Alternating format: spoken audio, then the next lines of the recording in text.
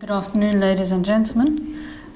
Just once again, thank you very much to Metal Pages for coordinating this event and for affording Core Consultants the opportunity to address you at this forum. For those of you who are unacquainted with Core Consultants, we are a focused mining consultancy offering bespoke analysis and research and outlooks for a number of commodities, including bulk, base, and minor metals. In addition, last year we launched a number of new subscription reports, which we aim to continue this year. Okay, enough of the introductions to our company. Let's kick off. In 1983, Motorola released the first commercial cellular telephone. The phone allowed the user to talk for 30 minutes and can go a full 8 hours without needing to be recharged. Ironically, that's longer than my BlackBerry lasts. The dimensions were 13 times 1.75 times 3.5 inches and fetched a whopping price of $3,995. It was the most exclusive, must-have accessory of its time. Today, this Motorola dynasty is enduringly known as the brick.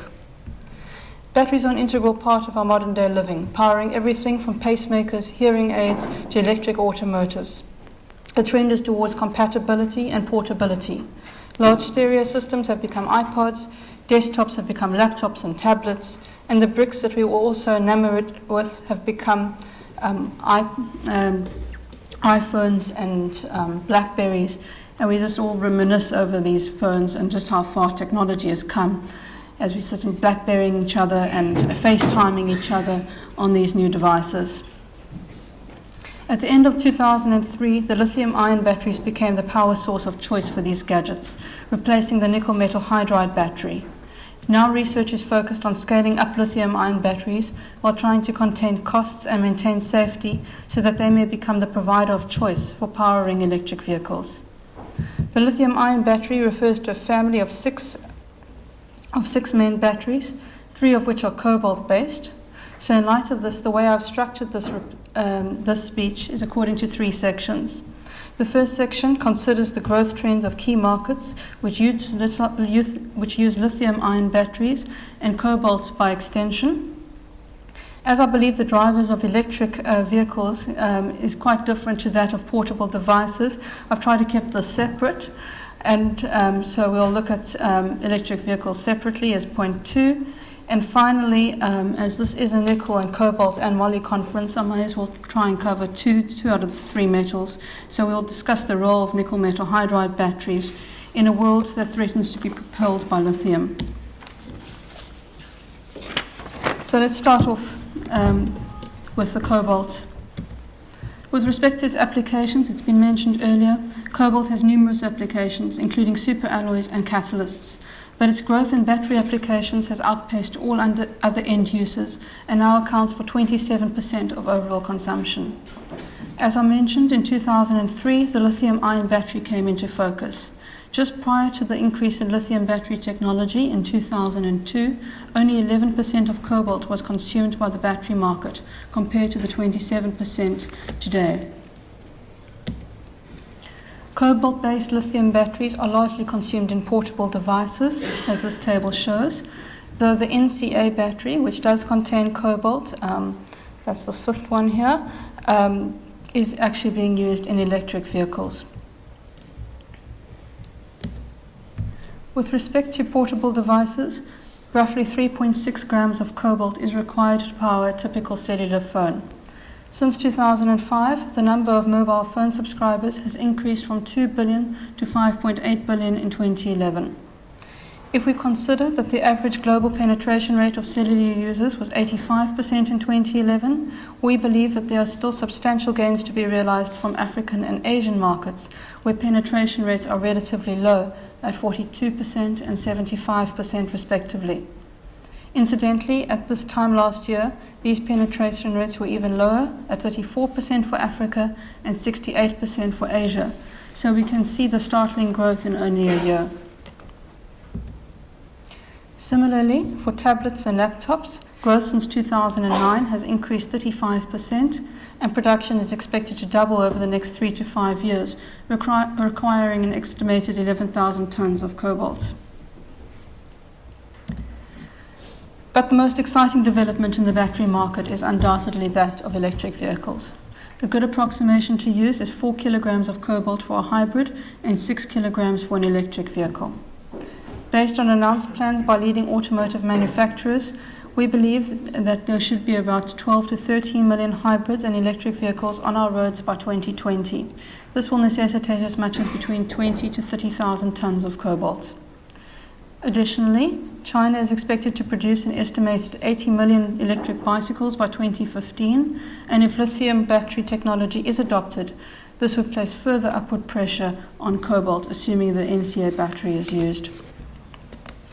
On this note, I would just like to spend the remainder of this presentation discussing the reasons for electric vehicle penetration, the types of electric vehicles, and the battery requirements to meet the needs of these automotives.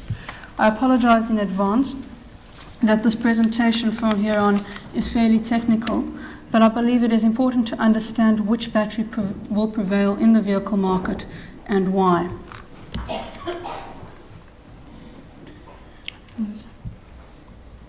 Sorry, let's just go back. Broadly speaking, there are 5 main categories of hybrid and electric vehicles, namely the micro-hybrid, the mild hybrid, the full hybrid, the plug-in hybrid, electric vehicle, and the electric vehicle. So it goes from, I suppose, using less electricity reliance, to maximum electricity reliance. And each of these vehicles are designed to do different things, and as a result require specific storage solutions with particular properties. So if I may just explain, the micro-hybrid is basically a conventional vehicle powered by gasoline or diesel, but the 12-volt starter motor has been eliminated and specially designed, belt-driven, integrated starter generator, which we call the ISG, has now been installed in place of a conventional alternator. This enables the engine to stop during idle and instantly start when the vehicle is required to move. The electronic control system can also control the charge of the cycle of the alternator, so it produces electricity to recharge the vehicle battery, primarily during deceleration and braking.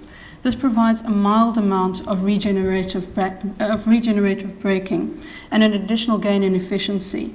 An example of the mild hybrid is the Citroën C3, which is marketed in Europe, and yeah, that's one example.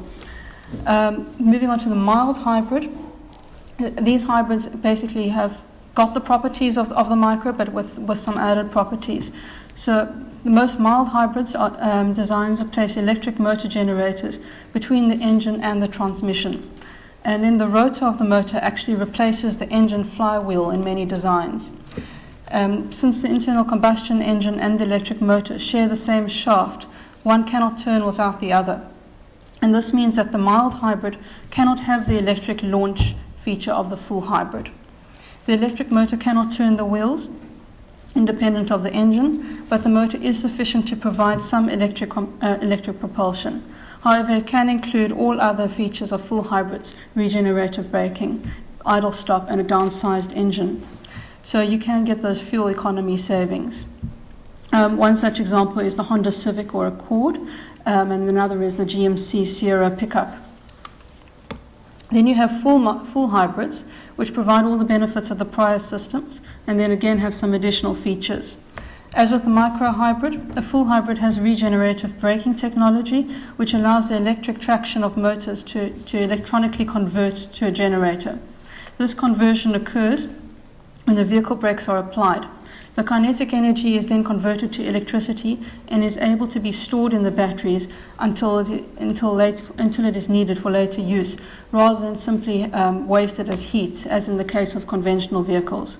This involves a sophisticated electronically controlled braking technology known as brake-by-wire.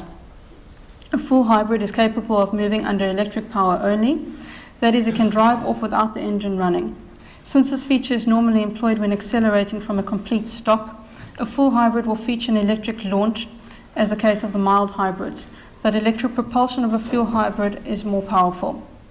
As with the mild hybrids, the full hybrid has the engine stop or idle feature, in that the hybrid's electronic control system will shut down the internal combustion engine whenever it is not needed, to either assist with driving the wheels or producing electricity to recharge the batteries. This feature is most noticeable when coming to a stop. The tach will drop to 0 revs per minute, and the noise vibration from the engine will completely cease. The engine will restart as soon as it is needed again, usually several seconds after the vehicle has begun to accelerate. And this feature alone will provide the hybrids with a 10 to 15% gain in fuel economy over conventional vehicles, especially when you're driving in urban areas.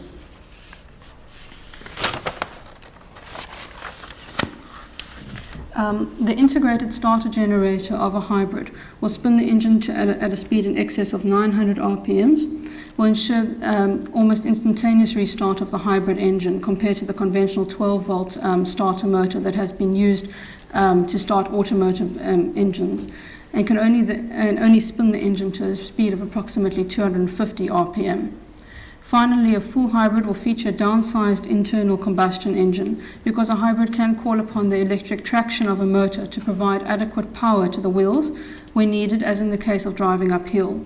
The internal combustion engine is essentially only present to be able to supply enough horsepower demand of the vehicle and can thus be downsized. The plug-in hybrid vehicle, that represents the best of both worlds and the most promising approach to introducing the significant use of electricity as a transportation fuel. Unlike battery-only technologies, plug-ins do not require on-demand, high-powered recharging. If the driver misses a charge, the vehicle can simply run seamlessly on gasoline, like a conventional vehicle, and it can be in hybrid mode until the charging is again convenient. The plug-in envisions a vehicle that would have the ability to be charged using low-cost off-peak electricity from the grid, allowing the vehicle to run on an equivalent of $0.75 a gallon, or today's electricity prices. The plug-in draws around 1.4 to 2 kilowatts of power while charging, which is only the equivalent of about a dishwasher. The battery would enable the vehicle to drive 10 or so miles entirely on electric power, and considering that the majority of Americans drive 25 miles a day or less, the fuel saving could be in excess of 50%. Beyond the 10-mile range, the plug-in would essentially operate like a full hybrid, with primary propulsion provided by the internal combustion engine. During the time that plug-in operates like a full hybrid, it is expected that it will consume around 46 miles per gallon, which is around 5.1 liters per 100 kilometers. And finally, moving to electric vehicles beyond hybrids, there is a plethora of development work on electric vehicles. Electric vehicles differ from the plug-ins and the hybrids in that 100% of their propulsion is expected to come from zero-emission electric motors. And the motor can deliver power even when the vehicle is stationary, as it is energized by the electricity stored inside the batteries. Positive aspects of the electric vehicles include reliance on electric power grid for energy, which is inherently cheaper than gasoline and even more reliable. If 10,000 electric vehicles in California were all plugged in at the same time to recharge, they would represent less than 0.06% of California's total power demand. Consumer surveys and utility observations note that as many as 95% of states' current electric vehicle drivers charge at night while at home, taking advantage of the excess capacity. This excess capacity is as much as 50% of the total system's capacity. Electric vehicles can also offer high torque at lower speeds than typical internal combustion engines. However, the key drawbacks of electric vehicles are the cost of the battery, the range, the time to refuel, and the size and weight owing to the large battery required. Range and battery costs are interconnected in that the vehicle with a reasonable range, let's say 100 miles, would require a $12,000 battery pack, which is about $500 per kilowatt hour at 22 kilowatt hours required.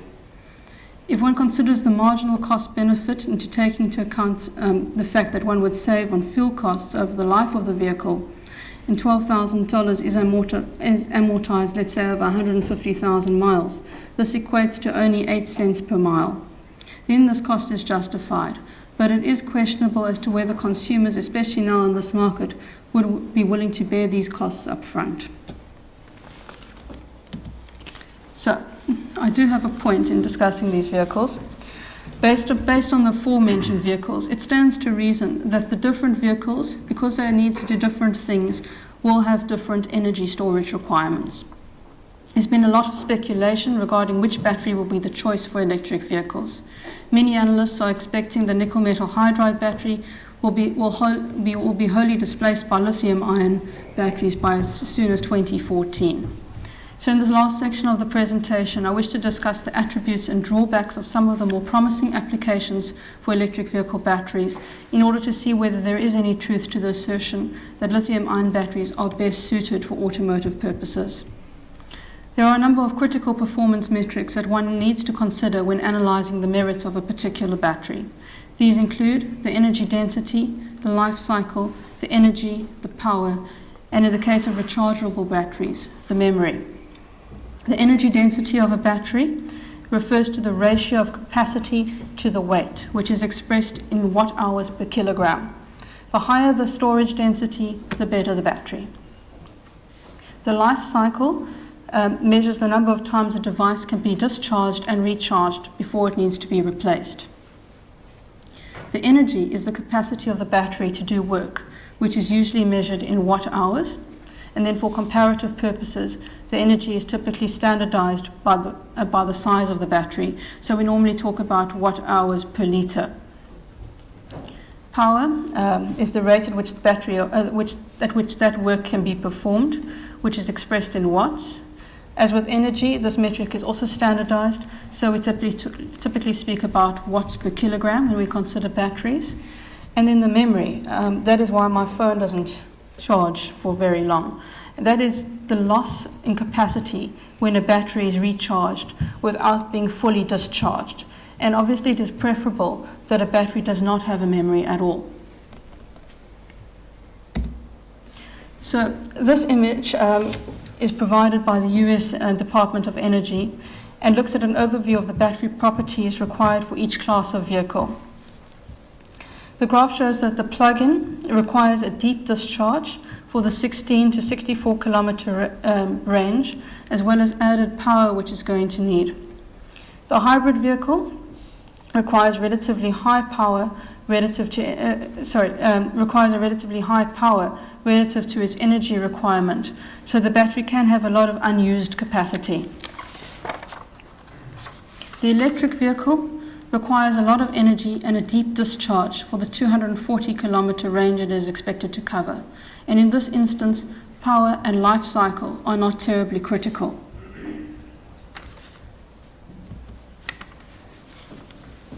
So as I've said already, it's not every property is imperative for each type of electric vehicle.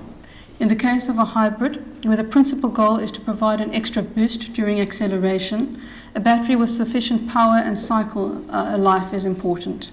An energy storage solution that can accept a huge charge over 10 to 15 second braking interval, deliver that charge over 10 to 15 second acceleration, and then repeat the process and do it again 1,000 times over the life of the vehicle, that is what is required.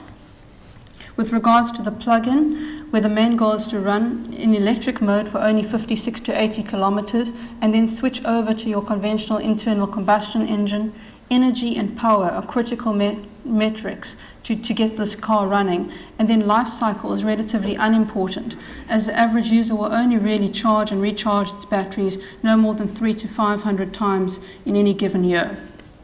In addition, it must be remembered that in the end, every user will pick the storage solution that suits their needs and budgets.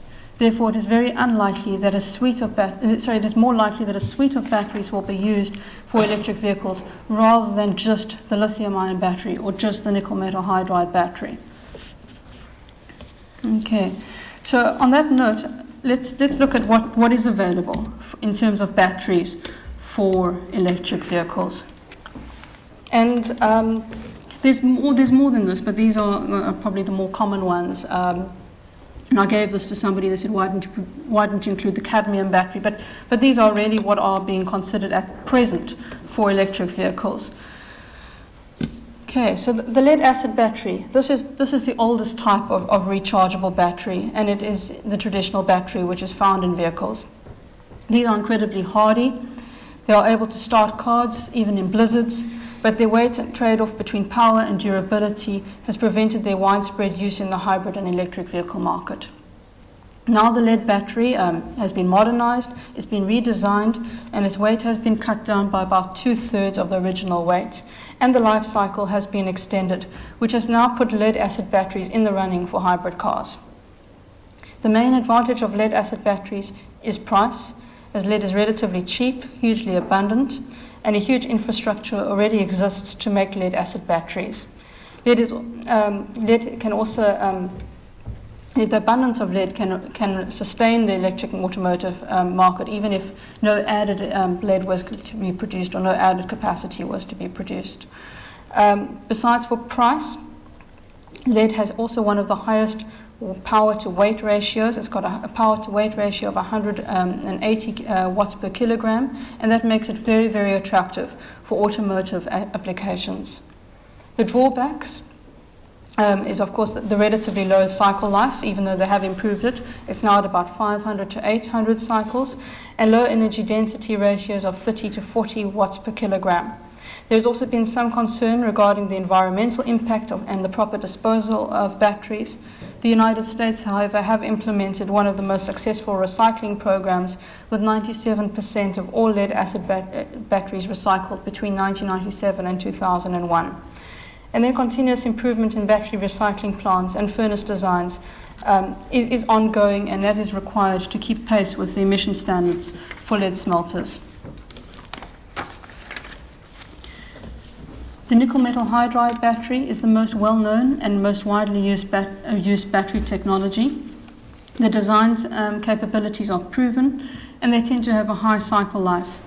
However, it is heavier than the lithium-ion battery, and it is sensitive to the nickel price. You've got about 3 to 6 kilograms of nickel is required per kilowatt hour. And it also requires cobalt, which has recently become fairly expensive to start including in batteries, even though the price has come down. And also cobalt is fairly limited in terms of its supply. So if you now start talking the needs of electric vehicles, and you need that amount of cobalt, it starts putting some upward pressure on cobalt demand. Even though some of today's hybrids are powered by nickel metal hydride batteries, there have been some severe drawbacks. These batteries tend to have less than ideal energy conversion efficiencies, which means they basically tend to overheat, and they experience high degradation if they are discharged completely. And that would be required for a plug-in or electric vehicle, because what you're doing to that electric vehicle is you're running it down, and then you've got to recharge it. So for it to degrade over time is not going to quite work in the electric vehicle space. It works now for hybrids, but once you start going downstream, it's not quite working. And I think that's where the sentiment comes of, oh, we're going to all go with lithium ion, but that's got its drawbacks too, so I'm going to come to that. Currently, this problem of degradation is being overcome by only charging and discharging 10% of the battery's available capacity. So in effect, most of the available capacity of the battery is used as a buffer to ensure that the battery will meet a particular performance standard after some degradation by the end of the 10-year lifespan, which is expected of this battery. The lithium-ion battery, one consultant pointed out that in terms of the automotive battery market, more money is spent on research in lithium-ion batteries than all other battery chemistries combined. The excitement surrounding lithium design is not without just cause. These batteries have got a very high power density, and 1.5 times more power it can offer than the nickel metal hydride battery. And the reason for this is because lithium is the lightest metal on Earth, and as such the lithium battery is smaller and lighter than the alternatives. In addition, they have a good charge and discharge efficiency, so that lends itself to plug-ins and electric vehicles. So they're not prone to overheating like the nickel metal hydrides. And as a result, you get a relatively longer lifespan of this battery. But it's not the holy grail. These lithium batteries do have some challenges, and those are compromising their penetration into the electric vehicle market. These challenges include safety concerns, as they tend to short circuit when charging in cold weather. These short circuits could destroy the battery and potentially cause other safety problems, such as thermal runaway and fire. even if the battery does not short circuit during the cold weather, the performance of the battery tends to deteriorate at very low or very high charge levels. And durability is a concern of these batteries.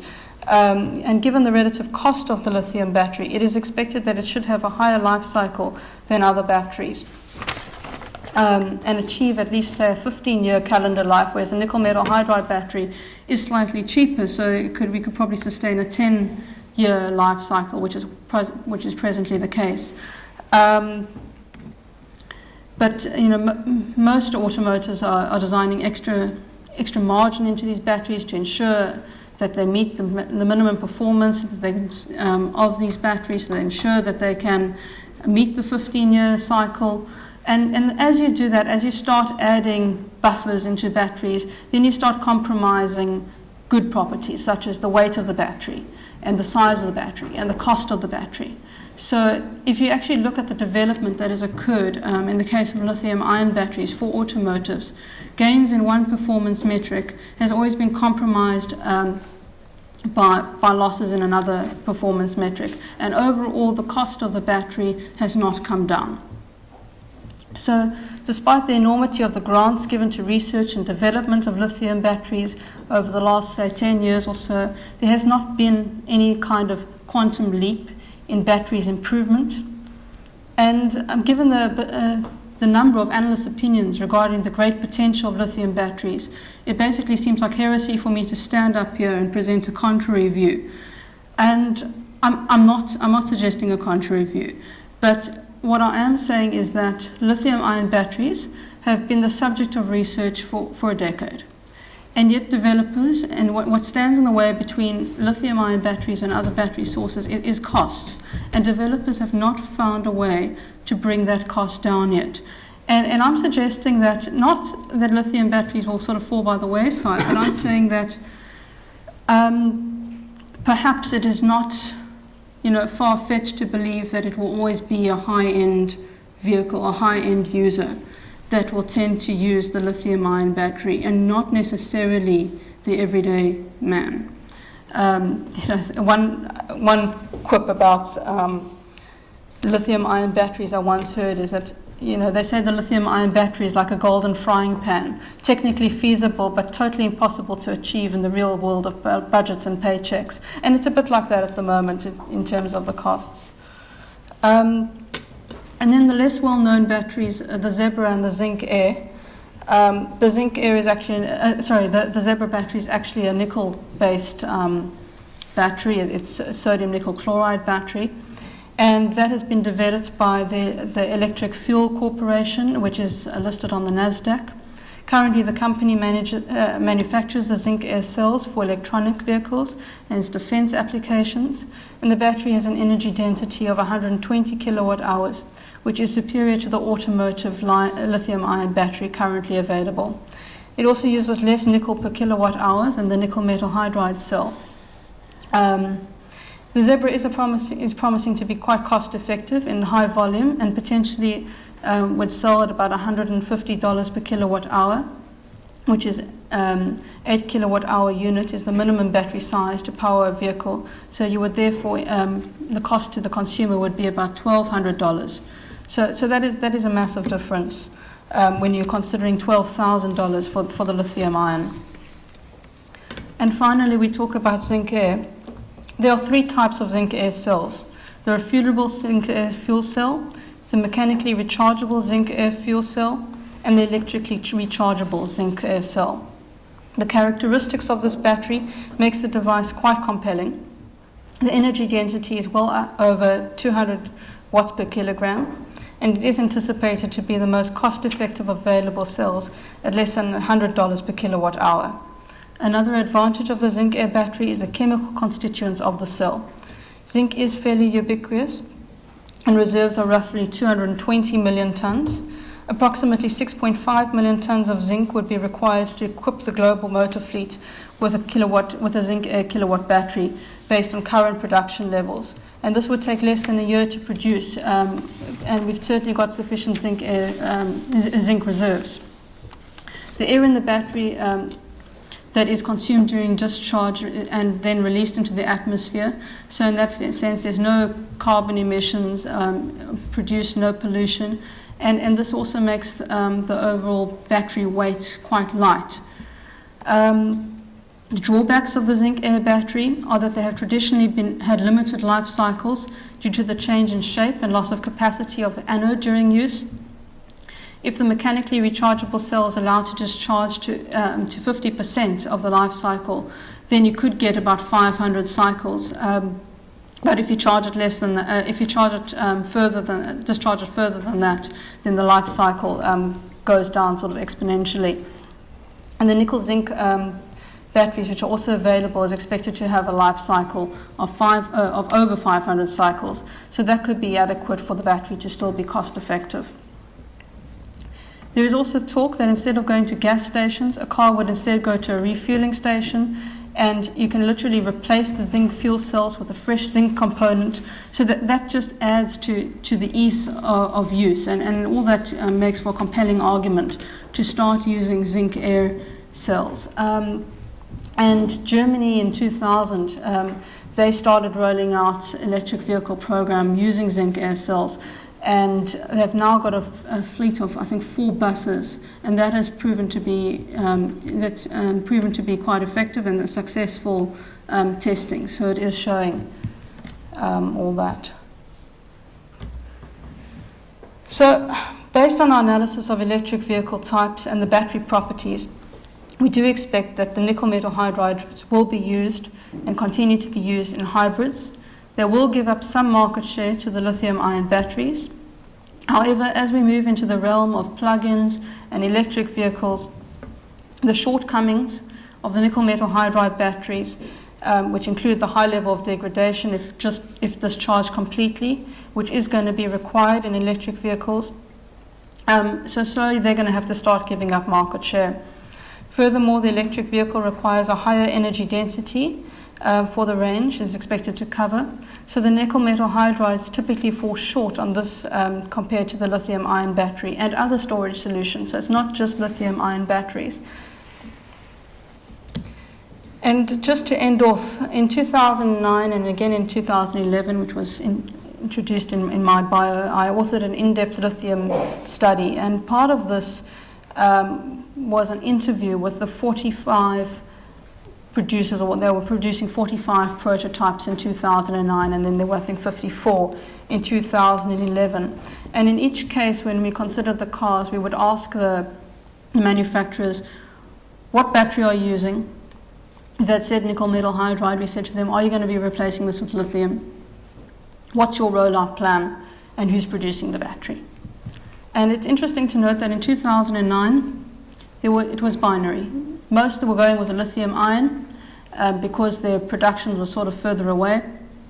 And those who, one said, actually, we'll go with a nickel metal hydride, but we do plan to switch out of nickel metal hydride into lithium ion once we're comfortable with the technology. Fast forward to 2011, and you get a lot more answers. 55 car models, 9 hadn't even decided yet. 15 nickel metal hydrides, 13 lead acid, so that's quite competitive there. 2 zebras, 16 lithium ions. So what are we saying, and what is the point of all this? In my opinion, and it's been said to me before by an associate I work with, is the best battery for electric vehicles is the one furthest away from development. And in a sense, it's wrong to speak about, it's not a binary question. It's wrong to speak about, is it going to be nickel metal hydride or is it going to be lithium ion? What we need to rather say is, out of a plethora of battery solutions, some proven and some yet to be proven, which ones will prevail? And the ones that will prevail are not only ones that are going to be suited to the vehicle itself and the needs of that vehicle, but also it's going to be suited to the paychecks and the budgets. And at present, if you're going to ask me about lithium ion, the costs are not low enough yet to say that lithium ion is taking over nickel metal hydride. And we believe that batteries are being developed every day, technologies are improving every day, and the one that will ultimately be used is the one furthest away from development. Thank you.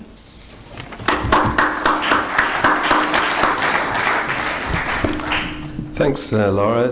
Any questions? Well, whilst you're thinking, maybe I can lead off with a question. Fuel cells, do they feature in the equation? Fuel cells, as in the batteries? To be used in cars for power? No, but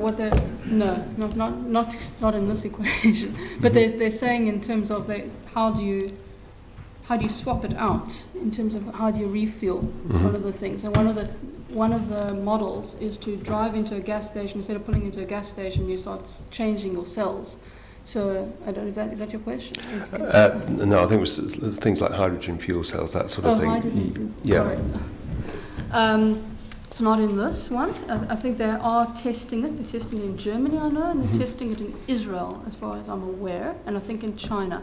I don't know how far they are with that technology either. Okay. And I've got another question. Presumably all of these batteries are eminently recyclable. So, would it be the case that if one technology or whichever technology comes out, or a selection of them, that you get a kind of initial surge of demand for metals for those things, and then there's a balance between recycling and steady demand coming after that? Yes, definitely. But not all the batteries that are being developed at the moment have found a way to be recycled. I think it was in 2010, I think Chemetal put up the first recycling plant of lithium. So now lithium is starting to be recycled. And we saw that with the lead acid battery. Now they've reached a steady state where you've got recycling of batteries, and they're all heading in that direction. But not every technology out yet has got a recycling solution. Okay, any further questions? No? In which case, thanks once again, Lara.